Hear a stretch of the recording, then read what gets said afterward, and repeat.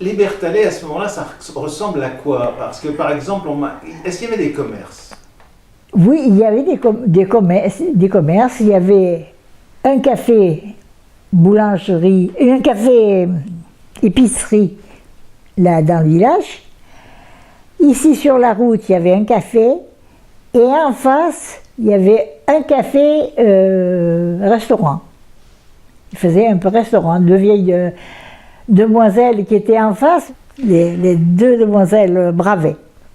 Et puis alors, de quoi est-ce qu'on vivait ici? J'imagine que l'usine, tournait encore, ou bien de quoi on vivait? Ah, il y avait une très grande usine. Qui faisait quoi? Il y a eu comme au Dérault, il faisait du moulinage. Et il y a eu jusqu'à 180 ouvriers. Vous avez connu ça? Non. Ça, on l'a dit. C'était avant que je vienne. Déjà, ça avait baissé. Mais il y avait quand même beaucoup de monde. Et puis il y avait comme au Dérault d'ailleurs, il y avait des immigrés d'Italie. Des jeunes filles qui venaient d'Italie, elles avaient là un dortoir et une cuisine. Et elles restaient là, elles travaillaient. Même que certaines se sont mariées ici. Un fils, lui, l'aîné, Douste, était marié avec une des Italiennes du Dérault. Ce qui fait que, si je ne me trompe pas, la forme actuelle des Berthallet, c'était tout plus ou moins des dépendances de l'usine. C'est toutes les dépendances d'usine. C'est ça. Aujourd'hui, maintenant, les gens ont réaménagé, mais autrefois, ça faisait partie de la même chose, quoi. Ah oui, oui, oui. Et c'était qui était propriétaire de tout ça? Ben, c'est la famille Ray. Des moulinages de... Enfin, l'ancien... Oui, ouais. C'était toute la famille Ray. Ils avaient le moulin du roi, il y avait les Dérault, et il y avait le Berthallet. Et alors, les gars qui travaillaient à l'usine, ils travaillaient seulement à l'usine, ou bien ils avaient aussi un peu de terre? Certains avaient un peu de terre. Certains avaient un peu de terre. Mais il y avait des personnes de la campagne qui venaient travailler. Par exemple, des jeunes filles qui n'avaient pas autre chose à faire, venaient travailler à l'usine. Ce qui fait que ça faisait quand même une quantité d'ouvriers, quoi. Ces gens, pour l'essentiel, vivaient au Berthallet, ou bien est-ce qu'ils allaient habiter... Quelques-uns habitaient Suse, comme je vous dis, surtout les jeunes filles. La plupart habitaient au Berthallet, ils étaient logés dans l'usine. Des logements exigus, des logements... moi j'ai vu 6 enfants dans 2 petites pièces qui faisaient même la moitié de la pièce ici. Il y en avait quand même à ce moment-là beaucoup qui venaient de l'extérieur. Elles venaient à pied ou à vélo, mais beaucoup venaient de l'extérieur quand même. Où est-ce que vous faisiez vos courses? Les courses, eh bien,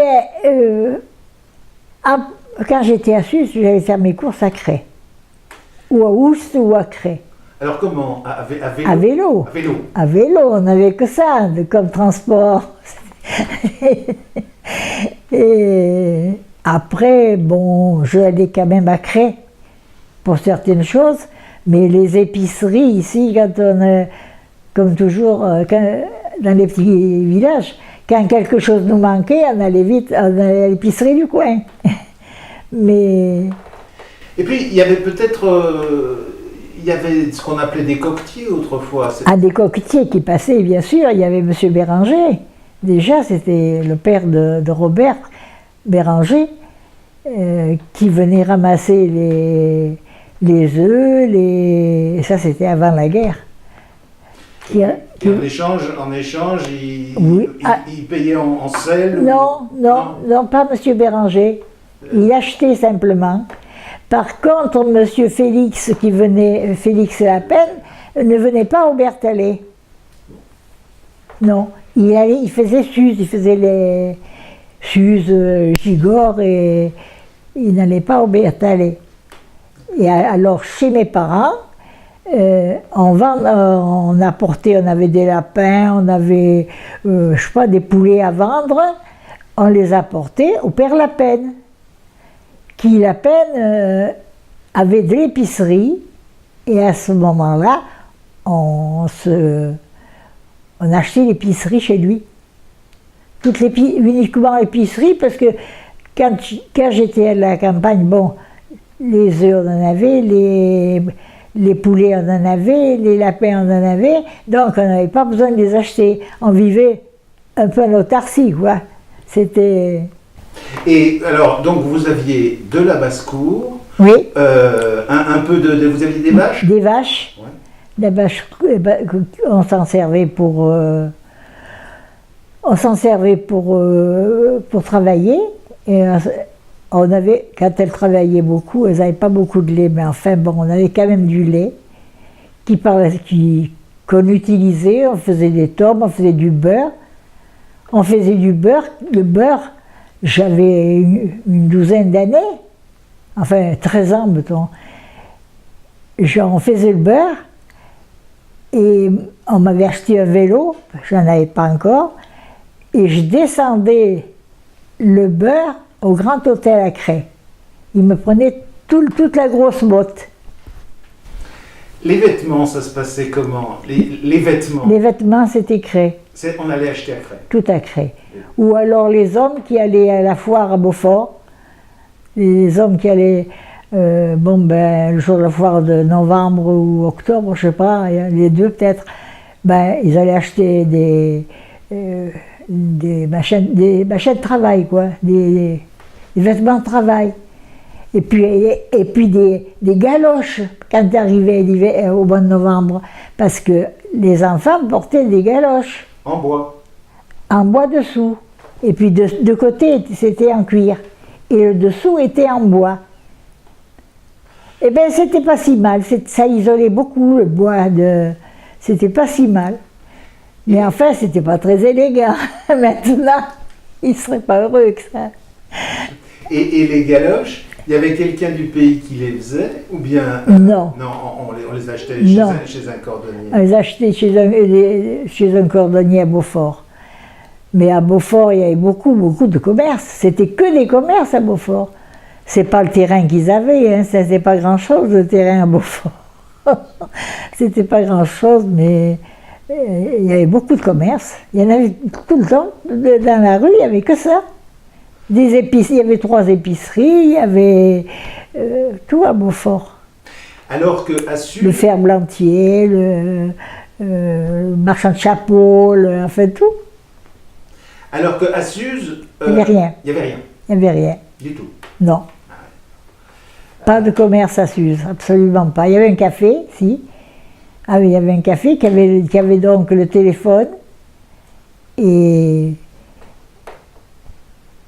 en même temps, il faisait café, et puis un peu d'épicerie, un peu de sucre, des bonbons surtout pour les enfants. Et puis c'était tout, quoi. C'est tout ce qu'il y avait à Suse. Alors, j'ai vu là tout à l'heure en me promenant, il y a une école au Berthallet. Oui. Est-ce qu'il y a toujours eu une école au Berthallet? L'école n'était pas là. Enfin, je ne l'ai pas vue. Moi, je l'ai toujours vue là. Mais l'école était en bas, dans une salle de l'usine.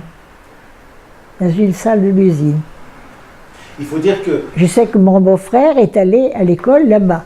Mais moi, quand je suis venue, l'école était là. Il y avait déjà assez longtemps. Il faut dire qu'en fait, ici, presque tout le monde dépendait de l'usine. Tout le monde, à part quelques agriculteurs, mais il n'y en avait pas tant que ça. En fait, de terrain, il n'y avait que ces terrains-là. Et puis quelques-uns de là-bas, quoi. C'était pas... Vous avez vu la guerre? La guerre de 40. Bien sûr. Ah, ben bien sûr. Mais bien sûr. Et qu'est-ce que vous en gardez comme souvenir? Quelques souvenirs, parce que c'était quand même pas ici que ça se passait tout, hein. Mais je me rappelle que il y avait des Allemands sur toute la colline, sur la gauche de la Gervanne, et il y avait des Allemands partout, plus ou moins, mais disséminés comme ça. Et qui le soir, il y avait le couvre-feu, on devait fermer les volets. Et si on ne les fermait pas, ils tiraient dans la fenêtre. Et l'usine, ils avaient passé, parce qu'il y avait, ça fait une verrière devant, ils avaient passé avec une peinture bleu foncé pour que ça atténue la lumière, quoi. Et ils ont mitraillé, un jour il y avait des avions qui mitraillaient, ils passaient tellement bas qu'ils faisaient tomber les feuilles des peupliers. Et j'ai eu peur quand j'ai entendu les premières balles. Alors j'ai pris ma petite fille sous le bras, et je suis venue, elle était couchée, et je suis venue l'habiller, la contre, parce que ça faisait un talus beaucoup plus profond. Alors, et puis j'ai fait une bêtise, parce que s'ils m'avaient vu, ils me tiraient dessus.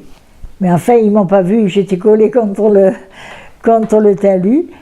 Et ce jour-là, ils mitraillaient un peu partout, au hasard, comme ça, chez Félix, partout. Et ils ont même mitraillé à Suse une maison avec des cartouches incendiaires, quoi. Ils ont incendié une maison, la maison de M. Rioufol, à Suse, qui a été incendiée.